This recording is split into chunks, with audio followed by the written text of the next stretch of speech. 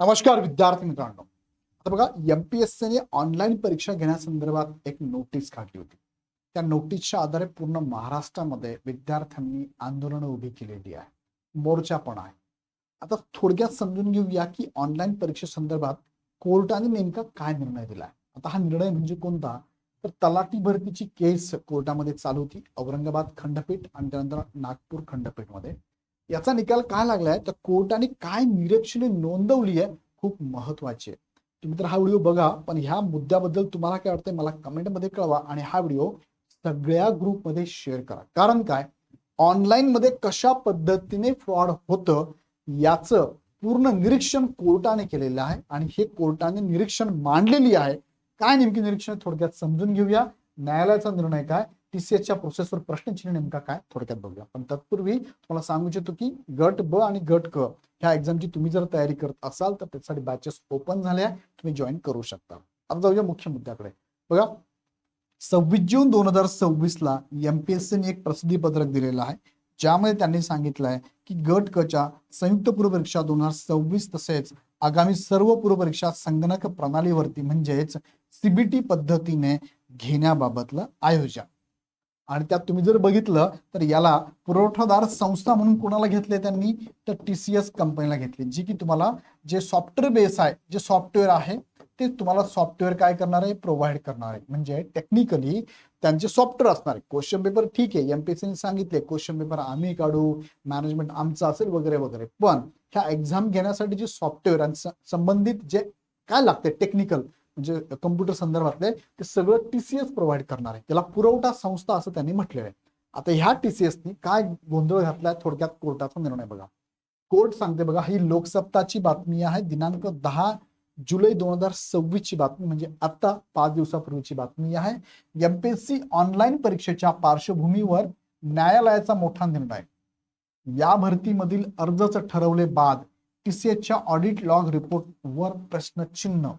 सुरुवातीला सांगितलं आहे की एमपीएससी ऑनलाईन घेते आहे, त्यानुसार टीसीएसला ते काम देत आहे, पण न्यायालयाने सांगितलं की टीसीएसनी जे काम केलंय त्या कामावरतीच प्रश्नचिन्ह आहे. आणि त्या कामातला एक महत्वाचा टेक्निकल पॉइंट आहे, तो म्हणजे ऑडिट लॉग.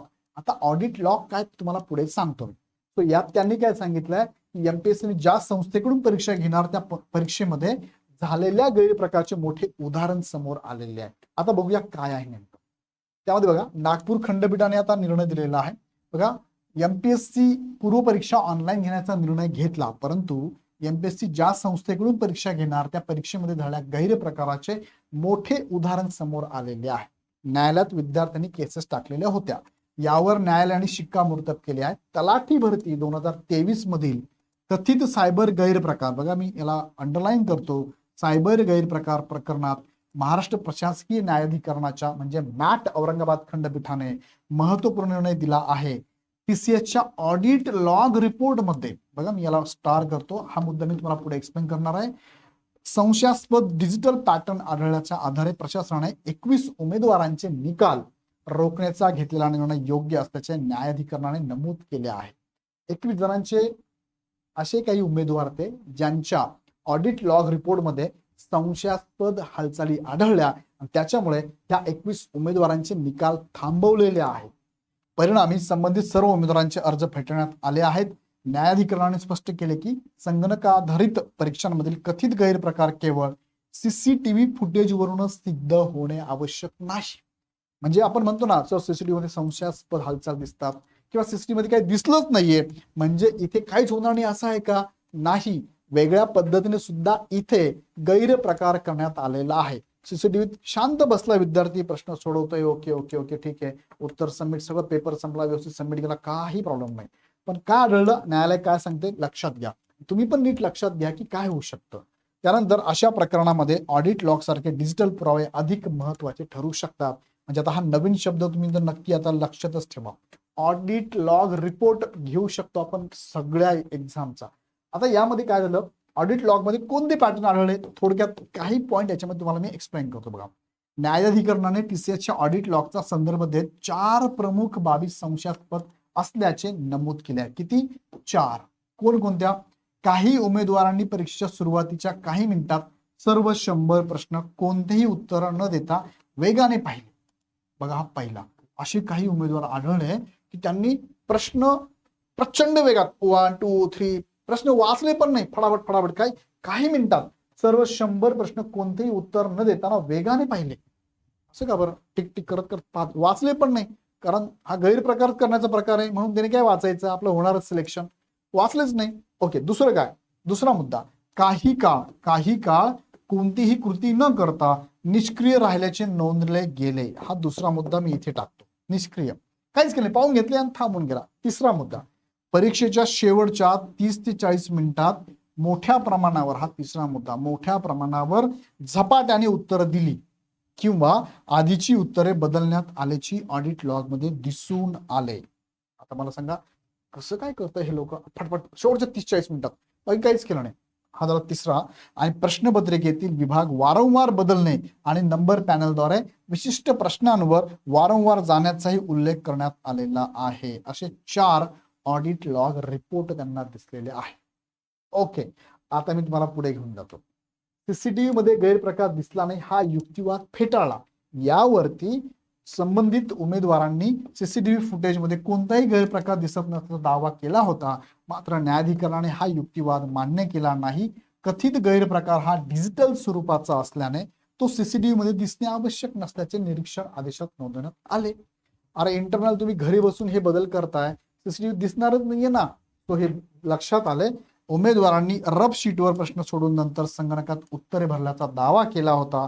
मात्र ऑडिट लॉग मध्ये नोंदविलेल्या उत्तरांमधील अचानक झाले बदल आणि शेवटच्या टप्प्यातील मोठ्या प्रमाणावर उत्तरांची नोंद याचे समाधानकारक स्पष्टीकरण या दाव्यातून मिळत नसल्याचे न्यायाधिकरणाने म्हटलेले आहे. मग आता ऑडिट लॉग म्हणजे काय, तर पहिला बघा ऑडिट लॉग म्हणजे काय. काय करू शकतो मी, सपोज एखादा विद्यार्थ्याची प्रेझेंटी तुम्ही लावू शकता, त्या सॉफ्टवेअरमध्ये जाऊन लावू शकता. दुसरं काय, तुम्ही जी आन्सर दिली आहेत ना त्याला छेडछाड केली जाऊ शकते. छेडछाड करणं म्हणतो आपण त्याला, बरोबर आहे. संबंधित उमेदवाराला सांगायचं तू फक्त जाऊन तिथे बस, मी सांगतो तसं काय कर, फक्त प्रश्न वाच किंवा पटापट टिक करत चाल, काहींची उत्तर दे, मी सांगतो तसे उत्तर, तुम्हाला जे वाटते ते उत्तर दे, पण सगळ्यांची उत्तर देऊन टाक. मग ह्या आन्सरला छेडछाड मी करतो. एखाद्या ठिकाणी विद्यार्थ्यांचे प्रश्नांची उत्तर देत असताना उत्तरे बदलणे अशी पण छेडछाड, उत्तरे बदलले अशी पण छेडछाड होऊ शकते. सो हे सगळे जे आहेत ना, हे सगळे जे प्रश्न आहेत त्याची उत्तरं उमेदवाराने काही दिलेले असू द्यात, पण त्यामध्ये चेंज करता येतो या पद्धतीने, ज्याला आपण म्हणतो ऑडिट लॉग. किंवा त्या विद्यार्थ्याचं स्टार्ट ते एंड ह्या विद्यार्थ्याने प्रश्न कसे सोडवली हे ऑडिट लॉग मध्ये येतं. ह्या विद्यार्थ्याने कुठे क्लिक केलं, कुठे क्वेश्चन चेंज केला, कुठे नाही क्लिक केलं, कुठे पटपट पुढे गेला, हे सगळं ऑडिट लॉग मध्ये येतं. त्यांनी काही जरी केलं नसेल तरी हे जे दिसते न्यायालयाला, जे 4 प्रकार आढळले. काय पहिलं काय आढळलं, परीक्षेच्या सुरुवातीच्या काही मिनिटात सर्व प्रश्न बघून टाकले. असं फटफट कोणी बघितलं का. दुसरं काय, काही काळ कोणतीही कृती न करता निष्क्रिय राहिल्याचे नोंदले गेले, काही शांत बसून होता. आणि तिसरं काय, शेवटच्या 30-40 मिनिटांमध्ये मोठ्या प्रमाणात झपाट्याने उत्तर दिली. सगळे उत्तर एका वेळेस सोडून मग उत्तर दिली का, कळत नाहीये. आधीची उत्तरे बदलण्यात आल्याची ऑडिट लॉग मध्ये दिसून आले शेवटच्या 30-40 मिनिटांमध्ये. आणि परीक्षा विषय विभाग वारंवार बदलले. अशा पद्धतीने हे याचं एक्सप्लेनेशन देऊ शकले नाही उमेदवार. त्यामुळे हे 21 उमेदवारांचे निकाल राखून ठेवण्यात आलेले आहे. आणि अशाच प्रकारे ऑनलाईन पद्धतीने ह्या गोष्टी घडतात, होऊ शकतात. सो ऑनलाईनचा गोंधळ हा आहे, याच्यावरती काहीतरी सोल्युशन काढावंच लागणार आहे. ते सोल्युशन योग्य आणि सगळ्यांना ट्रान्सपरंट असावं लागेल. दुसरं काय, भविष्यात काय होऊ शकतं तुम्हाला सांगायची गरज नाही. हे असं होऊ शकतं, काही होऊ शकतं. एखाद्या मोठ्या बँकेचं सर्व्हर सुद्धा हॅक होऊ शकतं. एखाद्या देशाचं सिक्युरिटी सिस्टम सुद्धा हॅक होऊ शकतं. सो हे काय म्हणतो आपण, हे होऊ शकत नाही असं कोणी सांगितलं. ओके, सो अशा पद्धतीने यावरती प्रश्नचिन्हच आहे. याबद्दल तुम्हाला काय वाटतं मला कमेंटमध्ये नक्की कळवा. हा व्हिडिओ नक्कीच सगळ्या विद्यार्थ्यांपर्यंत पोहोचवा. आणि अशा पद्धतीने होत असेल तर हे आम्हाला अमान्यच आहे. ऑनलाईनला तुम्हाला योग्य तो पर्याय देता नसेल येत तर ऑफलाईनच एक्झाम घ्यायला हव्यात. तुम्हाला काय वाटतं कमेंटमध्ये नक्की कळवा. धन्यवाद.